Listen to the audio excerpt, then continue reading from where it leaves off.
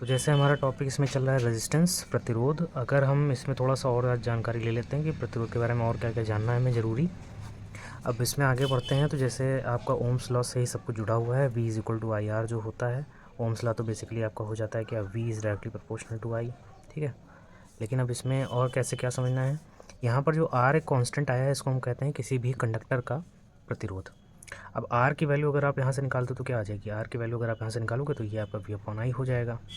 It means अगर आप किसी भी कंडक्टर यानी कि चालक के सिरों यानी कि उसके सिरों के बीच में अगर आप पोटेंशियल डिफरेंस V अप्लाई करते हो और उसमें तब करंट डेवलप होती है I, और इन दोनों का रेशियो ही उस कंडक्टर के लिए रेजिस्टेंस कहलाता है, ठीक है। तो इसकी सिंपल सी डेफिनेशन ये है कि आप जब भी किसी कंडक्टर में पोटेंशियल डिफरेंस V अगर डेवलप होता है तो उसमें करंट I फ्लो करने लगती है। तो यहाँ पर V और I का जो रेशियो होता है, V और I का जो अनुपात होता है, उसे ही हम किसी चालक का प्रतिरोध कहते हैं, ठीक है। अगला इसमें देखिएगा, आपको मात्रक याद रखना है। अगर इसके मात्रक की बात करते हैं तो मात्रक में आपको क्या ध्यान रखना है, इसका मात्रक हो जाता है ओम। ओम बेसिकली कैसे सिंबल बनाएंगे, इसका सिंबल बनता है कुछ इस तरह से, ये, ठीक है। इसके बड़े मात्रक को छोटे मात्रक भी जान लीजिए। अगर हम बड़े मात्रक की बात करते हैं तो बड़ा मात्रक इसका हो जाता है मेगा ओम, ठीक है। बड़ा मात्रक इसका हो जाता है मेगा ओम। और अगर हम छोटे मात्रक की बात करते हैं तो वो हो जाता है माइक्रो ओम, ठीक है। ये आपके दो मात्रक इसके हो जाते हैं। फिर उसके अलावा दूसरी बात, यहाँ पर 1 मेगा ओम बराबर कितना होता है, 1 माइक्रो ओम बराबर कितना होता है, 1 मेगा ओम आपका बराबर हो जाता है 10⁻6 ओम के, और 1 माइक्रो ओम आपका बराबर हो जाता है 10⁻⁻6 ओम के, ठीक है। फिर अगला टॉपिक इसी से रिलेटेड है, बस नहीं आप जान के रखो। और हाँ, इसमें साथ साथ एक बात और ये भी जान लीजिएगा कि जैसे आपने पढ़ा होगा कि 1 वोल्ट विभव क्या होता है, 1 वोल्ट विभवांतर क्या होता है, 1 एम्पीयर धारा क्या होती है, वैसे ही आप यहाँ पर 1 ओम प्रतिरोध क्या होता है ये भी समझ लीजिए। अगर यहाँ पर फार्मूला हमारे पास है R is equal to V/I, तो सॉरी फार्मूला गलत हो गया। यहाँ पर R इज इक्वल टू, अगर यहाँ पे फार्मूला हमारे पास होता है V/I, और अगर किसी भी चालक के सिरों के बीच जो पोटेंशियल डिफरेंस अगर वो 1 वोल्ट हो और उसमें फ्लो करने वाली करंट कितनी I is equal to 1 ampere हो, तब हम कहेंगे कि उस कंडक्टर में जो रेजिस्टेंस है, प्रतिरोध है, वो कितना होगा, 1 ओम होगा। यानी कि इस पक्ष को 1 बनाने के लिए हमें क्या करना पड़ेगा, इन दोनों को 1 1 मानना पड़ेगा। जब ये दोनों 1 1 होंगे तभी ये 1 हो सकता है, बस सिंपल सी। अगर किसी चालक के सिरों के बीच 1 वोल्ट का विभवांतर आरोपित हो तो उसमें बहने वाली धारा 1 एम्पियर होगी, और यहाँ पर जो प्रतिरोध होगा वो कितना होगा, 1 ओम होगा, ठीक है। फिर उसके बाद अगला टॉपिक आपका है कि रेजिस्टेंस जो है वो किन किन बातों पे डिपेंड करता है।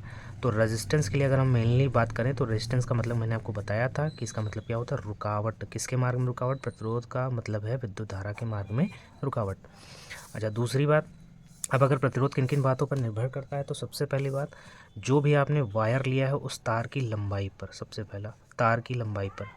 अब इसका मतलब क्या है, इसका मतलब ये है कि अगर वायर जितना ज़्यादा लंबा होगा, वायर की लेंथ जितनी ज़्यादा होगी, रेजिस्टेंस उसका उतना ही ज़्यादा होगा। यही इसका रिलेशन है, R directly proportional to L। यानी कि अगर यहाँ पर तार कोई बहुत ज़्यादा लंबा लिया जाता है तो उस केस में R की वैल्यू भी उतनी ही ज़्यादा होगी। अब वो बात अलग है कि यहाँ पर घरों में भी तो वायर बिछे होते हैं, ये वायर बहुत लंबे होते हैं, तो इनमें आपको ये समझना होगा कि हाँ बिल्कुल तार की लंबाई घरों में भी इस्तेमाल होती है, बाहर भी इस्तेमाल होती है, लेकिन इनमें आपको यही समझना है कि उनमें आपको कई सारे पतले तार मिला करके तार बनाया जाता है, ठीक है। तो आप सिंपली अभी इतना समझ लीजिए कि यहाँ पर L अगर लंबाई वायर की बहुत ज़्यादा होती है उस केस में R ज़्यादा होगा। ये पहला पॉइंट है। फिर दूसरा पॉइंट है तार की मोटाई। तार की मोटाई की अगर हम बात करें तो यहाँ पर इससे क्या मतलब है, इसको भी समझ लीजिए। तार की मोटाई पर मतलब ये है कि यहाँ पर अगर यहाँ पर आपको एक वर्ड समझना होगा जिसको हम कहते हैं अनुप्रस्थ काट का क्षेत्रफल। अब इसको मोटाई के नाम से, जैसे ये पेन देखिए, ये पेन इसकी मोटाई इतनी है, ठीक है। अब अगर इसी जगह पर मैं इस पेंसिल को ले लेता हूँ तो इस पेंसिल की अगर हम देखें तो दोनों के कंपैरेटिव अगर हम बात करें तो थोड़ा सा डिफरेंस दोनों में महसूस हो सकता है। तो इस तरह से अगर आप यहाँ पर बात करें, अब दूसरा एग्जांपल ले लेते हैं, जैसे इसकी ये रिफिल है, रिफिल की मोटाई देख लीजिए, इस पेन की मोटाई देख लीजिए, है डिफरेंस। तो ये बेसिकली इसका क्रॉस सेक्शन एरिया होगा। तो यहाँ पर रिलेशन होता है R inversely proportional to A, यानी कि अगर किसी भी तार की मोटाई जितनी ज़्यादा होगी उसके लिए प्रतिरोध कम होगा, ठीक है।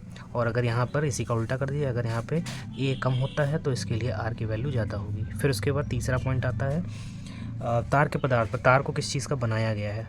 तो अगर तार के पदार्थ की बात की जाए तो तार के पदार्थ में अगर हम घरों में बात करें तो हमारे घर में कॉपर वायरिंग यूज़ की जाती है।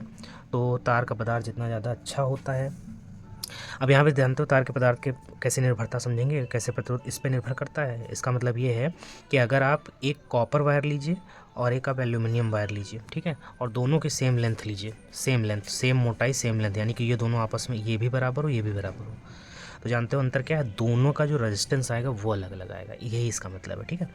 फिर फोर्थ पॉइंट आपका होता है टेम्परेचर, यानी कि R is directly proportional to ताप यानी कि टेम्परेचर। अब इसका मतलब क्या है, आपने अक्सर देखा होगा कि कुछ वायर अचानक से बहुत तेज़ गर्म हो जाते हैं। गर्म होने का मतलब क्या है, उनका रेजिस्टेंस बढ़ रहा है, रेजिस्टेंस बढ़ने का मतलब उसका टेम्परेचर भी बढ़ेगा।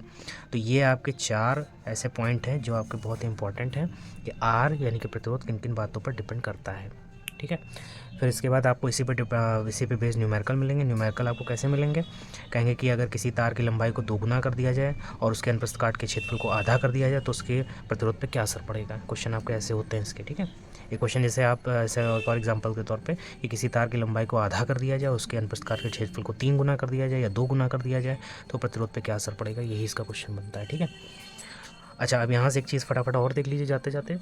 अगर हम इसमें बात करें तो यहाँ पर आपको रिलेशन मिल सकता है कि R is directly proportional to L upon A. फिर यहाँ से एक नई डेफिनेशन जनरेट होती है, फिर वही चीज़, दोनों पक्ष बराबर नहीं बराबर करो, बराबर जब करेंगे तो ये आपका कितना आ जाएगा, आर इज इक्वल टू, यहाँ पे कांस्टेंट आता है रो, एल अपॉन ए। यहाँ पर ये जो कांस्टेंट आता है इसे हम कहते हैं तार का विशिष्ट प्रतिरोध।